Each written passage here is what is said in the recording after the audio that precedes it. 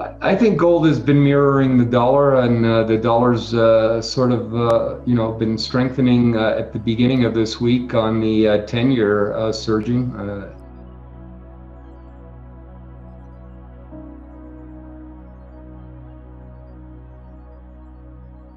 Retail investors are disappointed in the price action in gold. Buying precious metals as a position in your portfolio, and you have a specific reason, i.e. you want to hedge against the balance of your portfolio, then you don't look at this thing every day. You're just holding metals, and as an allocation, as a percentage of your portfolio. I mean, if you're a trader, it's a totally different ballgame. I mean, right now I can tell you that my sentiment looks bullish next week. I like the fact that gold has regained the 200-day moving average from a technical perspective. I would rather be long this market as a trader as opposed to being short the market, specifically reference to gold. But on Monday, I may get something else that will change my mind in the short term, and I'll be out of the market, possibly short the market. But so it's just a totally different psychology.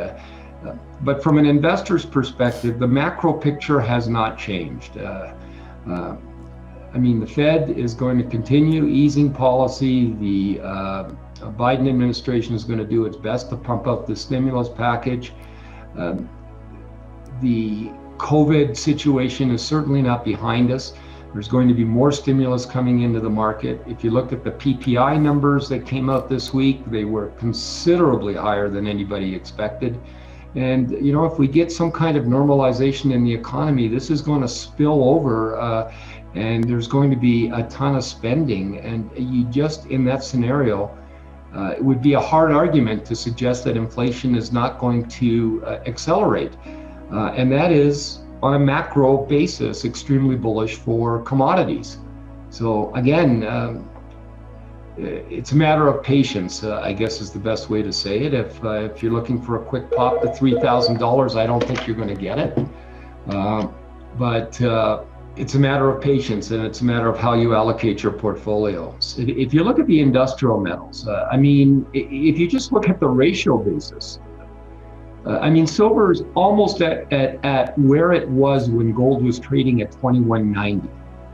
Gold is back some $400 from the high, and you've got silver about $1.50 away from the high. And if you look at platinum, it's cruising around the $1,300 level.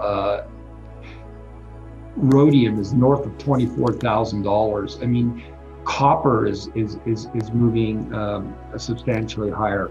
If you look at the industrial base of metals, they're all indicating that the demand side is expected to increase, and it will also be benefited from inflation.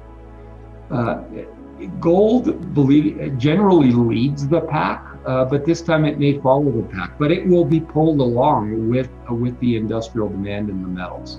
So that's one part of the equation. The second part of the equation is I do believe that inflation will run hotter, considerably hotter, and that's if you use the government numbers. I mean, if you go to the grocery store, you already know it's running hotter than the 2% target the Fed has got in its window.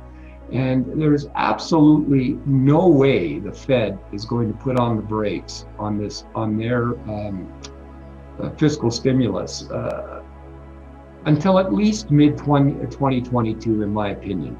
And so you have a situation where the Fed and most central banks in the world are likely to get behind the curve. And if they get behind the curve, we could have a 70s type of scenario where inflation gets out of control, and then the Fed has to react. But until they react and they start to tighten, I just think you have to be constructive of the metals. And yeah, it's disappointing. Gold is trading south of $1,800. But again, if you're a retail investor and you're holding it as part of your portfolio, this is noise. If anything, I would add to the position at these levels. And if you're a trader, yeah, you've got to be a bit more nimble because the market is moving on sort of news bites on a daily basis. I think that silver has a two-edged sword. One, you have and continue to have serious shortages of small investment size bars in silver. So retail investors are still chasing the silver market, and so there is a significant demand function still going into the cash silver market. It's difficult to pick up inventory, and when you pick it up, even at premiums that I consider ridiculous, $4 to $5 on 100-ounce silver bars, anywhere from $8 to $15 on coins, silver coins. I personally would rather not be in the market than pay those kind of premiums for physical product, but that's just me. But there, you have this continuous demand on the physical side of the market. You still have the mints that are in allocation mode. Still have logistics issues coming out of with the airlines. Get 40% capacity on the airlines. A lot of this metal flies in the cargo hold of commercial airliners, and you've got a 60% reduction in traffic there, so it's hard to find space. Logistics costs have gone up anywhere from 500% to 800% depending on location. Some of the mines in Mexico are having trouble producing the silver and getting it moved. So that's the short-term issue. The more medium-term issue for silver is that there is an expectation that the economy is going to recover. And now you add to this equation of retail demand and physical demand for investment product.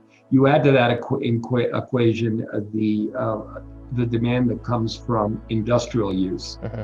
And especially with Biden being the president, and if he gets his Green Deal set, there's going to be much more demand for silver on an industrial basis. So you add that to the equation, and you can see that this sort of supply tightness in the silver market is likely to last for the foreseeable future. And as long as that continues, you're going to have this variation of price with silver outperforming gold. I mean, silver ratio to gold early last year was probably in about the 80 to 1 range, and now it's trading at 65 to 1 or better.